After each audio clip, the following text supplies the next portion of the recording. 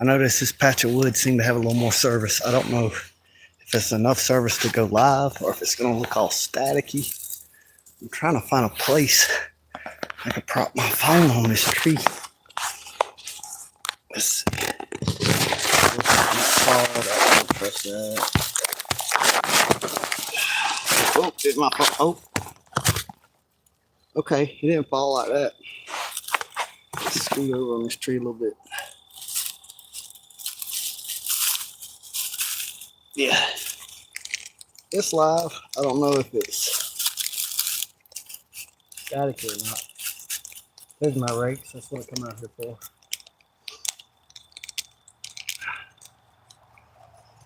Well, they got these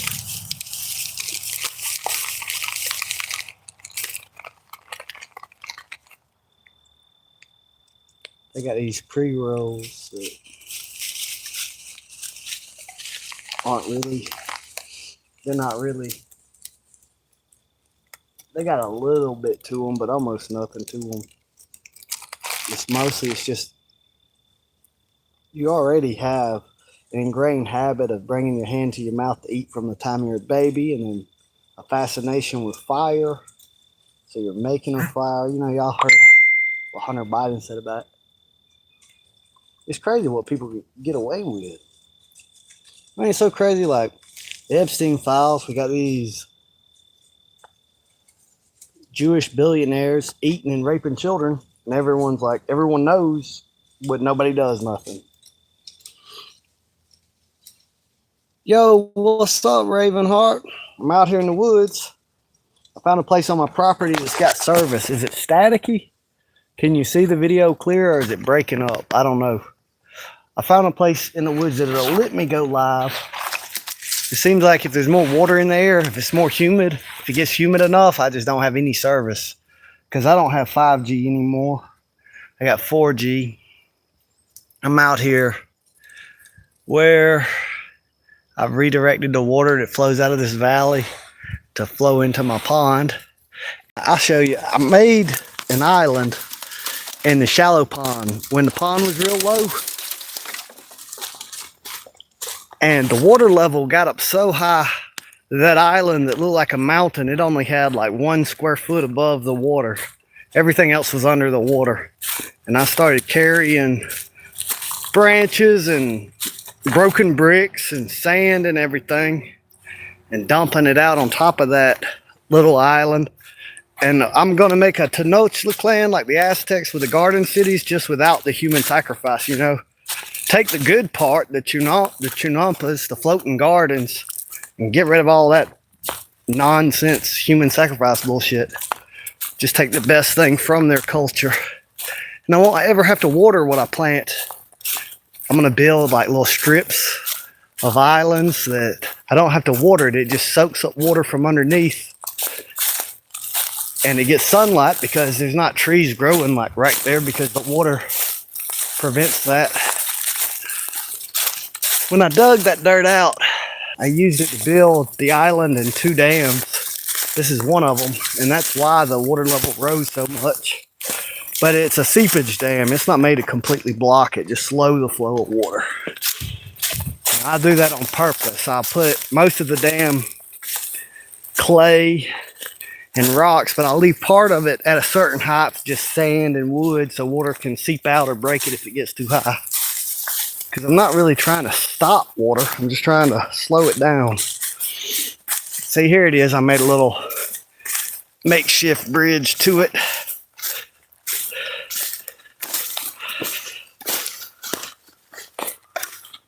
It's kind of, I put a lot of wood chips there. But see, it's kind of, when I jump on the island, it moves waves across the hole. It's not, but anyway, I made it big enough. Y'all might remember I had that pot up here and it looked like a mountain. There's like a big old ridge that comes in that way. But I can sit down. I'm on my property right outside of Alamo, Georgia. I'm looking at the comments now. It says, where are you, dude? And hey, Angel, what's that, Leica PXP? I don't know. Oh, hey, Gabe. What's up, Gabe? I used to work with Gabe. I miss him.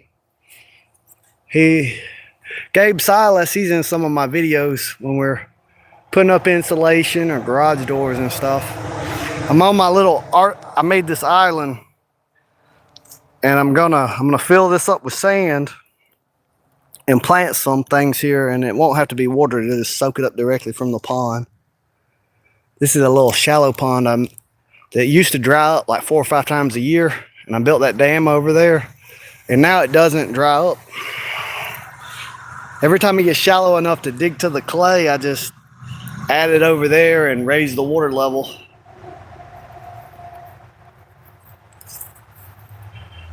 I'm so proud of my chicken Rex. That rooster anyway. He used to always share with all the hens. He was nice to all the babies. He just wasn't the best fighter in the group. And there was a few hens that liked him. But he's the only rooster I've ever seen share with other roosters and hens. He'd feed everyone in the flock before he feeds himself. And today he challenged the top rooster and won. And I'm glad to see that. Because he's the most good-hearted rooster I got. He just wasn't the best fighter. But now he's the best fighter too. You want a puppy? We got 4 more. And they're female. I don't think we're going to be able to get rid of them. There's a little bit.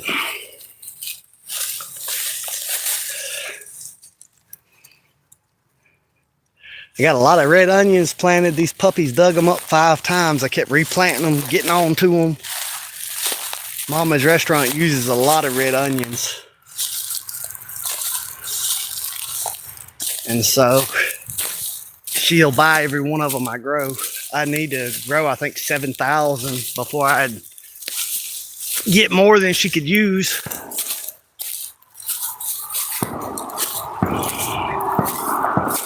Hear that popping? I'll never worry about no popping. I'll worry about that whistling, whizzing sound. If you ever do that, you ever hear a sound like that? Hit the ground.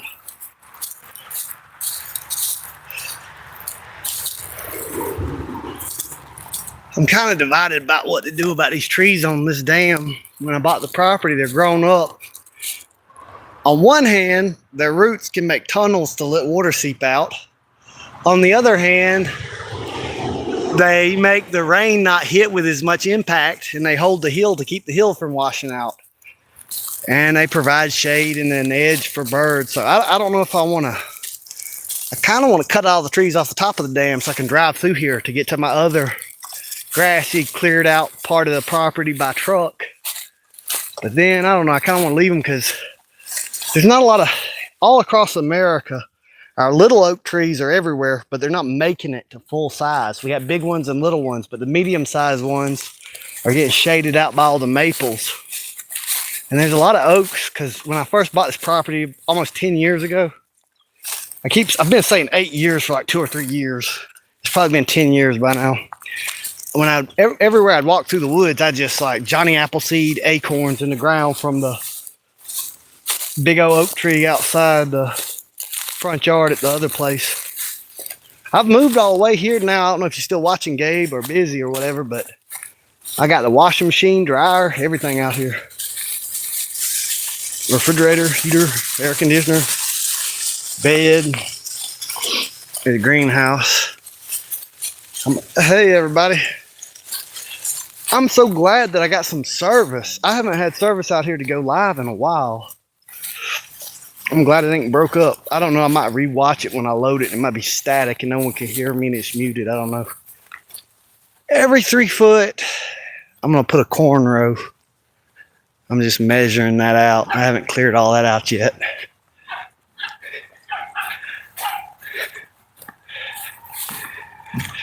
All these thorns that used to be around these bees are gone. See, these red onions out here are far enough the dogs never messed with. The bees are bringing in pollen already. You couldn't get this in Dawsonville, Georgia. But here in Wheeler County, I don't know if I probably didn't get him in time. One of them that come in had pollen on their legs. Those are bringing in nectar. See, the yellow on them, they're bringing in pollen, and we're in February. Love that about Wheeler County. It's so easy to breed bees here. I might have to wait till maybe March if I'm lucky, but like April in Dawsonville, Georgia, before the bees start really bringing in pollen in large numbers. And when they do bring in pollen, it's just a tiny bit on their legs. But here in Wheeler County, Georgia, they start raising brood in February. You start bringing in lots of pollen and nectar, even before the trees and stuff, before a lot of them get any kind of nectar or anything on them. There's all these vines in the woods that have flowers on them that they can get pollen from. I'm in Georgia. Whew. These dogs drag stuff everywhere. There's some oats and wheat, and I've let the chickens kind of over. I didn't plant very much of it, just a little bit to feed the chickens. And everywhere you see straw, hay out there, I've got wheat planted that's going to come up.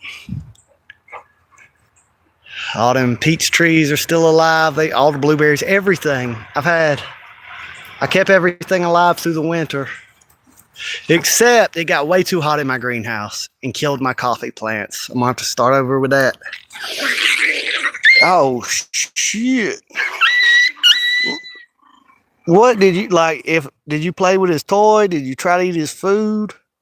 It's really crazy how these puppies have already got bigger than Little Bit, and they'll fight each other, and they could easily beat up Little Bit. They just traumatized. He just got them psyched out. I saw a thing where they said, could 300 Chihuahuas beat a wolf?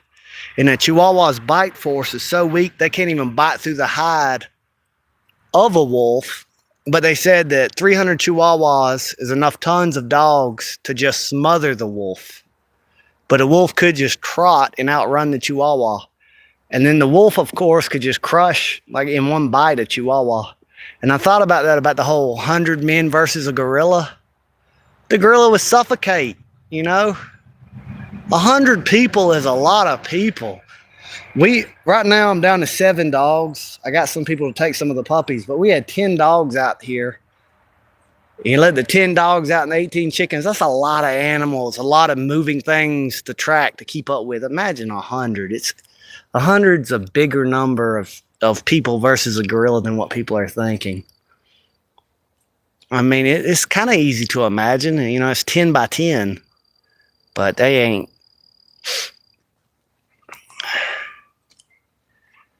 Putting in that work, man, looks a lot different than what it used to be. I'll show you. I don't know if you saw over there.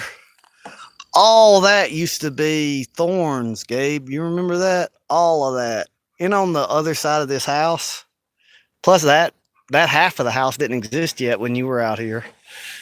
And all that used to be thorns. All them thorns are cleared out. All them thorns back there are cleared out. If I zoom in back there, the grass is cut there. All this grass has been cut since I got a lawnmower. All of it, all the way down there. The dogs got into some cushion and drug stuffing everywhere. The wood pile, I used a lot of the wood pile. Gabe, I don't know if you're still watching, but check this out. All the creek. I finished the creek. I put check dams in it. I think it's going to stay full year round. And all the way to it's like in an L shape. That first stretch of the L, I put a bridge over it. I want sunlight on the other part for the fish and stuff. But there's just that shaded zone between that last leg of the creek and the pond. But a lot of that wood that was piled up, I'm clearing that place out to plant stuff, and I want to get some use out of it before it just rots. And also I've built this road up. You never come out here, but there used to be a big old dip here, and I've carried a lot of clay and gravel to this area. I used to break up a little bit in them puppies when they would fight, but now the puppies have grown enough fur, he can't even bite. He can't even hurt them, really. They get scared, but he can't really do nothing. That's why Dolly and Duke don't take it all seriously. See, I made me like a park. This comes all the way. You know, the neighbors, they clear cut all the trees off their land except the couple big trees behind the house. See, so you the tree line on to the tree line, and the property's shaped like a triangle. There's a good bit of land this way to the road, but there's a lot more land this way to the dirt road. I just never walked through that area much because after the storm, randomly some of them trees just fall, and they cleared 5 acres on that side and 5 acres on that side, and there's a lot more wind coming through there, and it just randomly trees fall, and it's just not a safe place to be yet. So until I get out there, mostly this is what I use. I can come out here and with the wheelbarrow and easily load up sticks for making pottery or rake mulch for the garden. And the mosquito fish are doing just excellent. There's lots of them. Also, the bigger fish in the pond are I'm starting to see them eat the mosquito fish. They're doing good. They got more oxygen. There's a steady stream of water leaving the pond and a steady stream of water entering the pond. So it's not as stagnant as it once was, and it always stays fuller. And the fish are, you know, I forget what it is. I think it's 2 square foot of water per square inch of fish as on average what you need.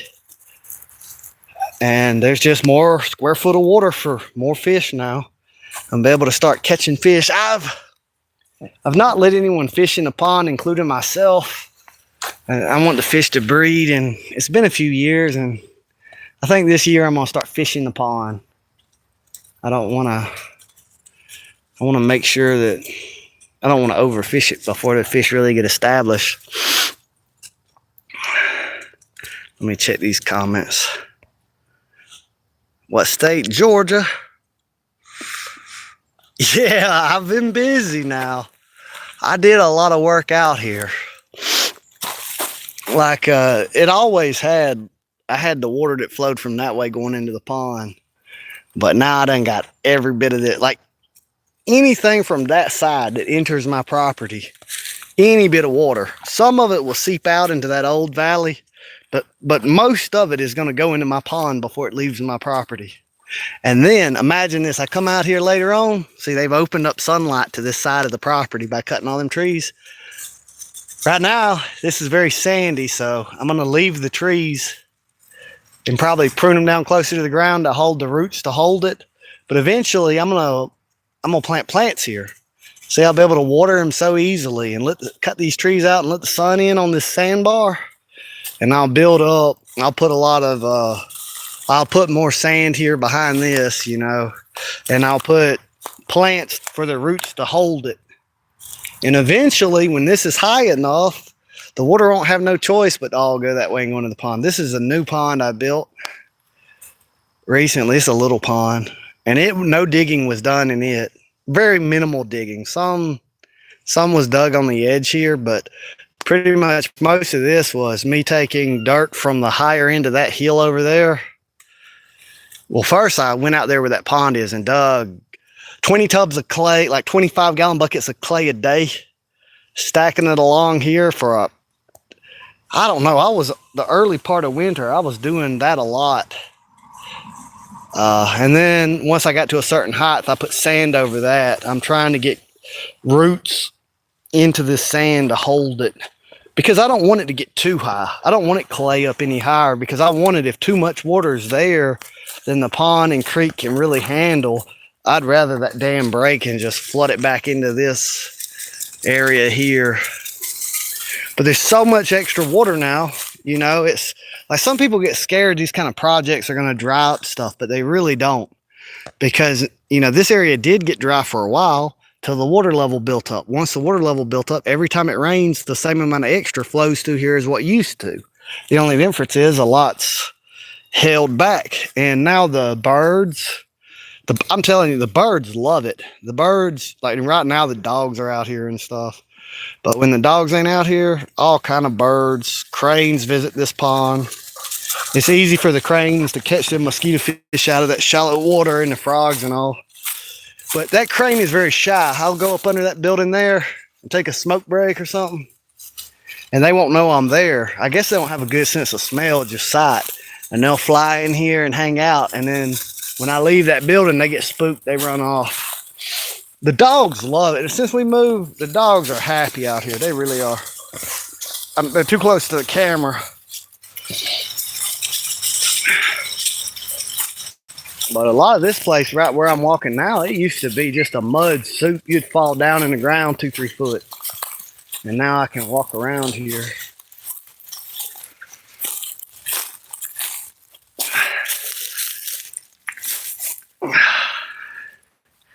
I can't sit down nowhere without being surrounded by dogs or chickens or...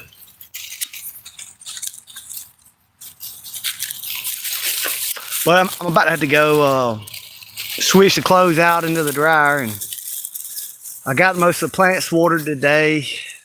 I'm gonna start building a goat pen. I got Wade loaned me his ladder, and I need to hurry up and build as much as I can build with it. I don't want to keep it too long, but the last week or so I've been building up on the dams and everything, especially the pond dam, because there's so much more water going into it.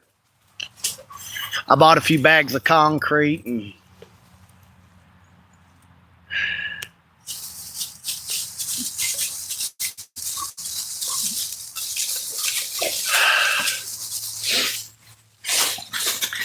the service looks good today.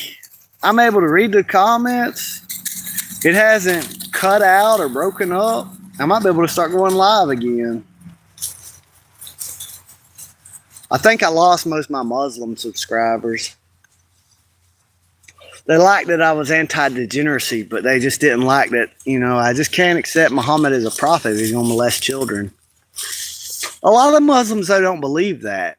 He had sex with Aisha at 9. They never even heard about that. And then when they hear about it, it's either they leave the religion or they go into cognitive dissonance. They imagine this world. I ain't going to get into all that right now. And it's so crazy, though. The Epstein files, all the kind of stuff I've been saying over the years, I'm proven right. But here's the crazy thing, right? These elite Jewish billionaires, not only do they molest and eat children, nobody's doing shit about it. Nobody's doing shit about it. We're just trained, share it to social media, get mad about it, react to it, but don't do nothing. Nobody does nothing about it.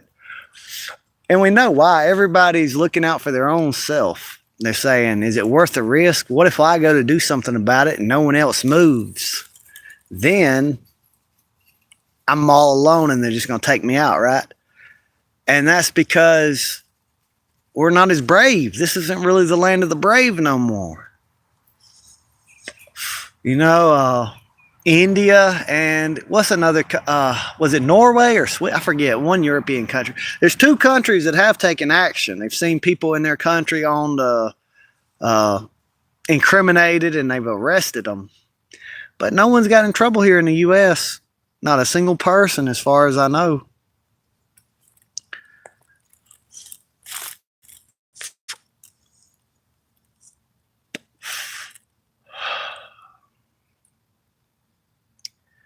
I think about all the years I worked to get this land, and I think about the general of Rome, Cincinnati, or his name was something like that.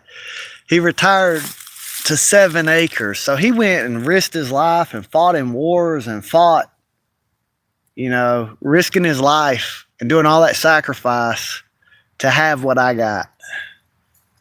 I mean, I worked hard for years and years, you know, but and really it's kind of like what I got's more than what he got, because the population is so much higher today. So if you look at the population during the time of the American Revolution, you would, if you divided up the people by the land, it's about equivalent of having 20 acres to just have 7 now, Or I don't know. I don't remember the math. I think it was different than that. But I think I remember. I forget the ratio when I divided it. Forget that. I don't remember the math. It's been days and days ago. I don't even remember what. But anyway, my point is, there's only so much silver. There's only so much gold. There's only so much land. And if you divide all the land equally amongst all the people of the world, today, what do they say? They can give everybody 2 acres or something like that of arable land. It's way more if you count like desert and unusable land. But I think if it's like farmland, everybody can get 2 acres. But it used to be during the time of the revolution, everybody could have like 20 acres. So you think about how much more land and less people there were during the time of the Roman General Cincinnati or whatever his name is. You know, the one that just, he come out of retirement, saved Rome from the Gauls, and then he just went back to his farm to take care of his 7 acres.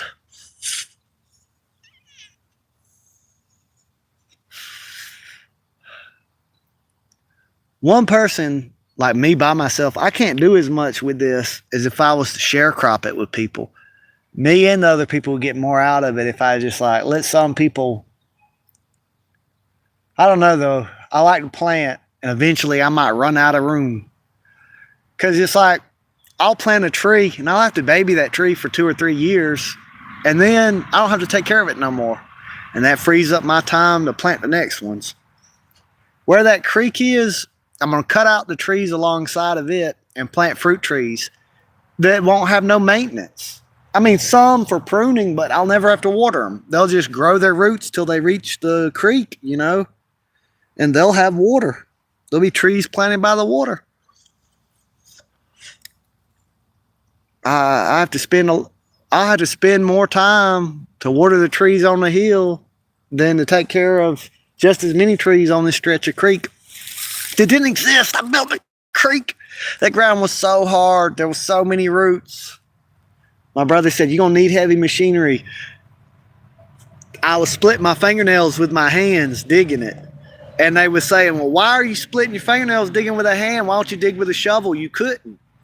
About the size of your fist, there was like that much space between tree roots. You couldn't get a shovel in there. So I had to dig with my hands. I had to just get down on the ground and dig with my hands till I was elbow and shoulder deep, digging holes between the roots. And then there was air under there. Then I could set a fire and burn the roots out, cut the roots out. And then I could get a shovel and dig. And I just, every spare bit of time I got for 2 years, I dug and dug at that stuff. And it kind of seemed like some people didn't understand. It kind of seemed like I was like wasting time at it or whatever. But the benefits now there for the rest of my life. For the rest of my life, water will saturate that whole strip, and I'll be able to plant in it and everything. And then, you know, I'm not going to cut most of these trees. I'm not going to need most of these trees cut down. Like, I can cook all my food and warm myself for my whole life off these trees. A lot of these trees I cut when they're dormant about knee high at a slope so the rain will run off of them, and then they sprout more branches. And then I harvest out all that tree, but I haven't killed the tree. The tree grows branches, and then the branches are not as thick as the tree trunk, and they grow back real fast because all the root stock's still intact. And I can just harvest off of them for most of my cooking and firewood needs. And then a lot of this land can just shade me, be for the birds. And any kind of firewood I need to harvest, I can just cut right along the creek, get all them maples there, leave all this here.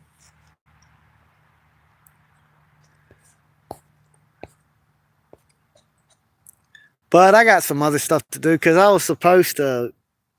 The clothes have been sitting in the washing machine too long. I was supposed to already put them in the dryer, and I totally forgot that I was even doing it. And I saw armadillo, see more armadillos out here. The fox, I haven't seen the fox since the dogs have moved in. But I mean, the fox took out a few chickens. I like to see the fox every now and then, but I guess it's good that the fox is gone.